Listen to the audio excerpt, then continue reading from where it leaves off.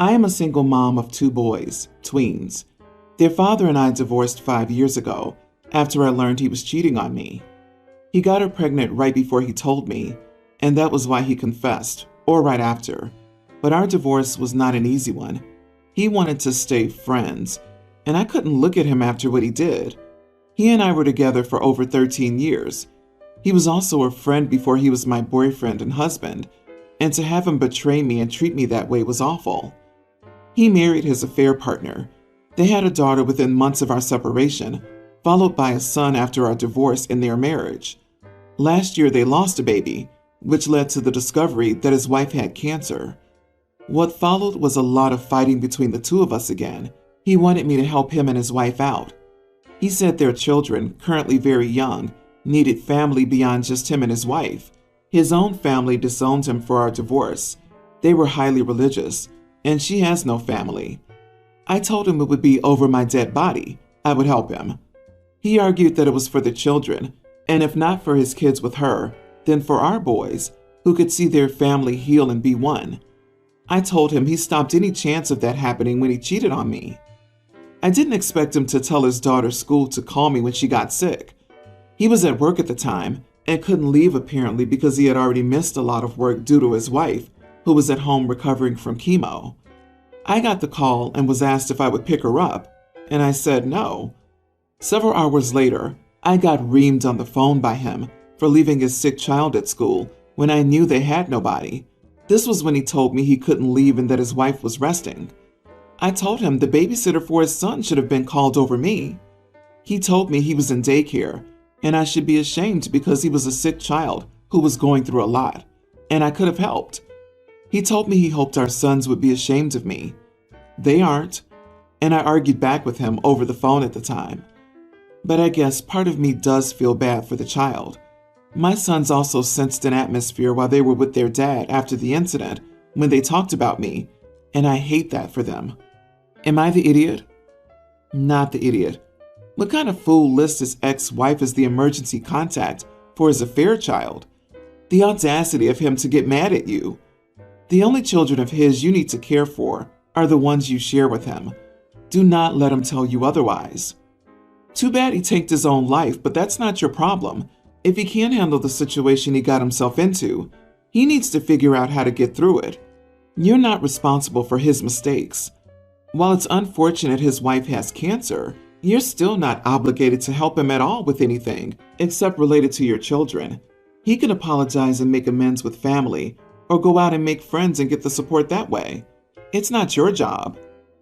This makes me think you're his backup too. He needs a woman who'll put up with his BS, which smells like he's preparing for either outcome with his affair wife. If he ropes you in now, and then she passes, he'll have a backup wife who will take responsibility for his affair children. I wouldn't be surprised if, should the new wife lose to cancer, the ex was trying to get back together with OP to try to win her over and get her to marry him again. Not just for taking on mothering roles for him, but full on becoming his wife again. Honestly, I was wondering if this was something that can be solved by going back to court as well. There's got to be a way to force this man to back off from trying to force his affair child on his ex-wife. OP, please sign your kids up for some counseling, because this guy's a jerk when he doesn't get what he wants, and they should have the tools to deal with their father's BS behavior. Make sure you contact the school and tell them to remove your contact details from the records of any child that isn't yours, and unless they're told directly from you, they're not to contact you regarding these children. My sister has been dating this guy, Josh, for around 7 years now, with seemingly no intent to get married. My sister believes marriage is a scam, doesn't desire it at all, and is fine with being just a girlfriend to her boyfriend. Multiple times my parents and I have tried explaining to her that getting married is not just about wearing a wedding dress and all, and that there are legal advantages and perks that she won't be able to have if she's unmarried. She said there are solutions, and marriage is neither a wish for her nor Josh. We are deeply conservative and religious and take marriage seriously. So when I had my wedding a few months ago, I didn't invite Josh because he's not officially tied to my sister. I told her she could have her views on marriage and I can have mine, and if she wants me to respect her decisions and views, she has to respect mine too. And I'm uncomfortable with inviting couples who are neither engaged nor married to my wedding. She held it against us for all these months, only attended the ceremony, stayed at the reception for half an hour, and then left. So she was basically absent from my wedding. Anyway, a couple of weeks ago, she got into an accident and was hospitalized for a few days. The hospital had a strict close relatives only policy, and basically only my parents could visit my sister as first-degree relatives. So Josh couldn't see her, and he was mad that they wouldn't allow him. She was out of the hospital soon with no serious injuries, but I used what happened as an opportunity to teach my sister why her being a little girlfriend is way different from being a wife. If she and Josh were married, he wouldn't have missed out on visiting her in the hospital, so his lack of visitation is their fault. My sister now believes I'm the idiot for using her accident to teach her a lesson, but I don't believe I am, since maybe this could be a wake-up call for both of them. You are the idiot. You became the idiot the second you started punishing her for her opinion. I've never heard of someone requiring couples at a wedding to be engaged or married, ever. And I'm square in the heart of the Bible Belt, where they teach abstinence in schools with a straight face. But you're right that being married offers important legal advantages, and it's not just about tradition, but excluding her longtime boyfriend from your wedding and lecturing her after a serious accident that put her in the hospital? You suck. And honestly, you're a case study in how religious conservatives manage to miss the point of Christian teaching. You decided to hurt someone who should be a close friend and partner because she didn't follow the letter of the law as you see it. I'd recommend reading about the Pharisees and taking a good long look in the mirror. Hospitals respect common law relationships as being a close family.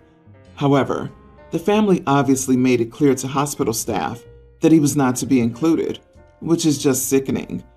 My SO and I have been together for almost 10 years.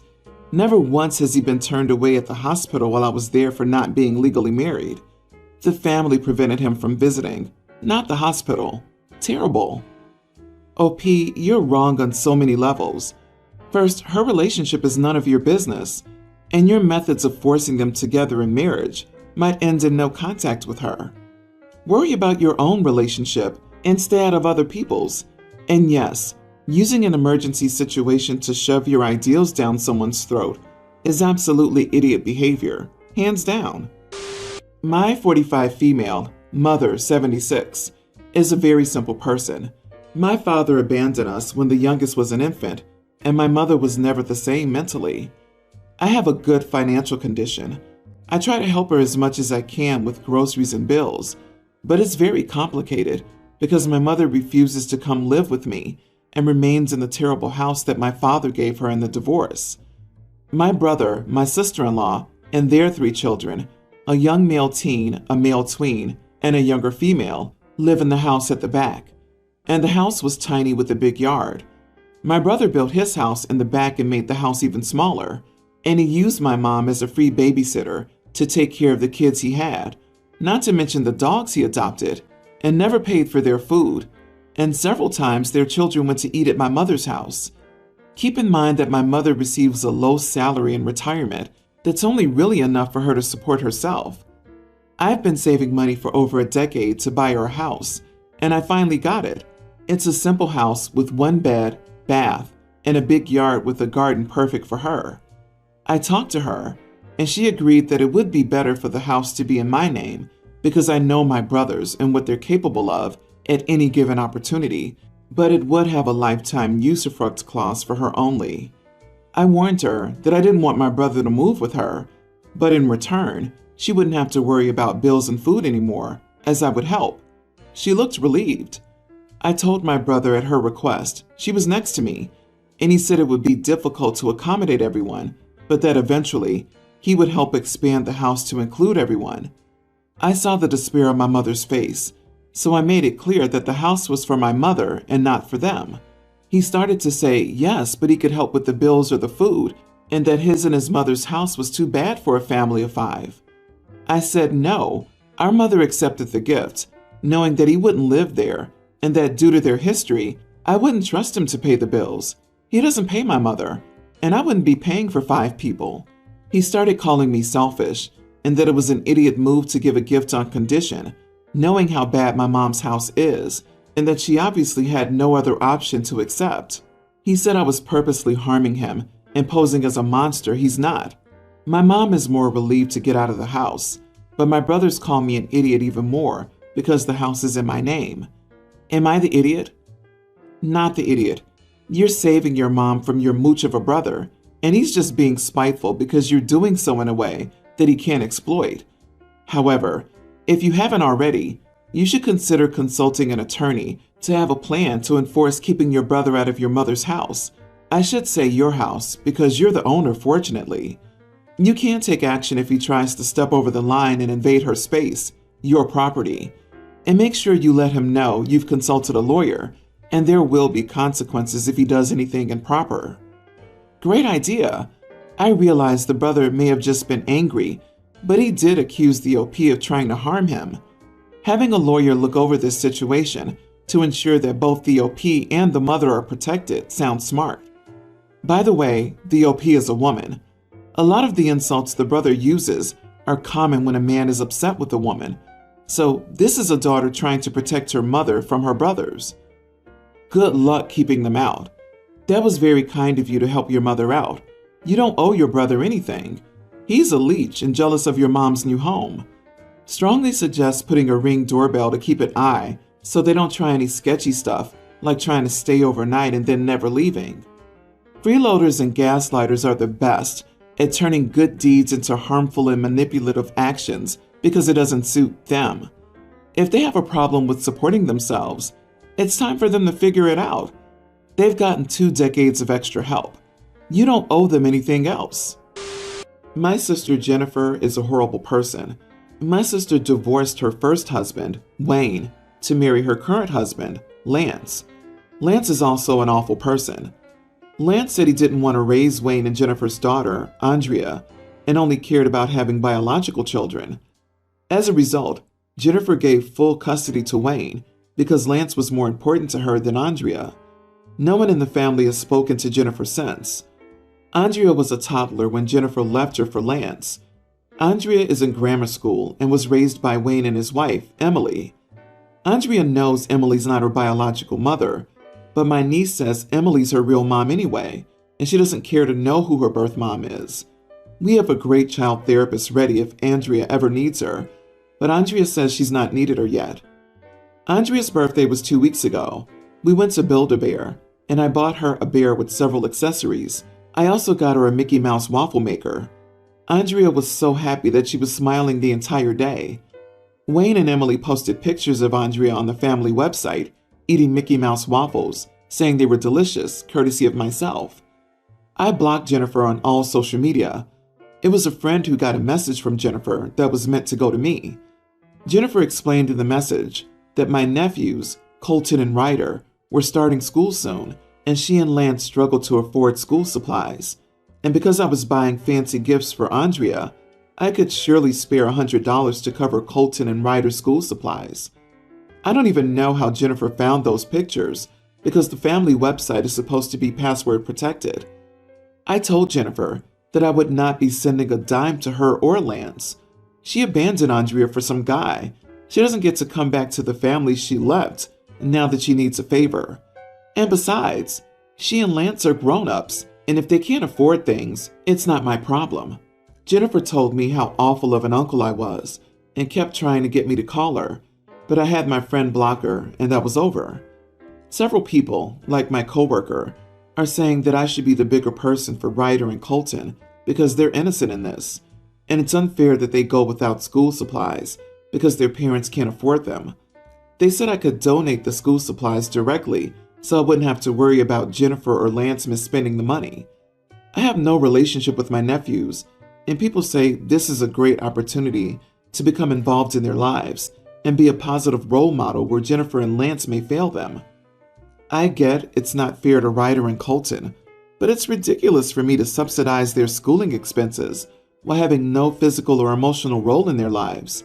Besides, if Jennifer and Lance genuinely can't afford school supplies, there are programs to help them. Not the idiot. The issue with helping your nephews this way is that it opens the door for your sister to demand more and more. Quote Lance back to him, "Not my biological child, not my burden. Keep spoiling your niece. She's lucky to have people who love her." I would respond with, "All the money you saved by abandoning your daughter should be enough to cover school supplies." Any people trying to guilt you into giving Jennifer money are free to donate their own money if they're so concerned. Jennifer made her bed, as it were, and now she gets to lie in it. I hate when people say children are innocent when they're used as weapons to force contact. I hate being the bigger person and taking the high roads. If you open this door, you won't be able to close it. Also, someone gave her the password. Change it again. If she gets on the website, look for the person who's leaking to her. My male 36, wife 27, and I just purchased our first home. We've always rented before. I'm what my grandmother called a shade tree mechanic. I work on my car and other people's cars just in my shop when I have time. It's a side hustle. I'm a teacher in real life, so is she. I in the past have gotten grease and dirt on our hand towels, and she's told me off, so I don't do it anymore. Not for a long time anyway. Our new home has 2.5 bathrooms, including one we have for guests. She decorated with all that stuff to make it look nice. Honestly, it's nicer than she decorated our ensuite in our room. She spent all week getting the house ready for our friends and family. She's very happy to show off our new home, as am I. I cleaned up the backyard and the shop to show my friends and family where I goof off. One thing she did was leave a note pinned to the hand towels in the guest bathroom. It said, "If you touch these, I will end you," and she had drawn a little skull and crossbones. When it was time for everyone to come, she told me to check everything and make sure it looked nice. I suppose one of the things I should have done is remove the note. I did not. We had an excellent party, and everyone left with a full belly and a smile. The day after the party, we were cleaning up, and I heard her call me by my name.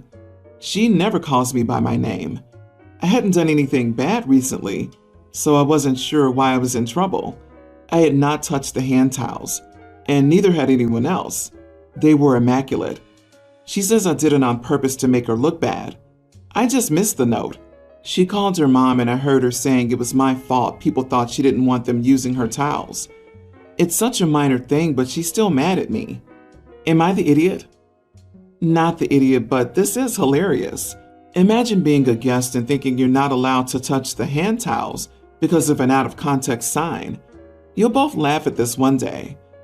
The funniest part is him trying to figure out why he's in trouble because she called him by name. He's innocent. Forgive the man. Not the idiot, and the sign is awesome. However, I would intentionally leave that sign for guests and put paper towels in the bathroom. Mistakes happen. This one happens to be harmless and hilarious. All you can do is apologize for forgetting the note and leave it at that. You can either laugh with your spouse or fight with them in marriage. When things get stressful, the more you laugh and find humor with them, the better and happier your marriage will be.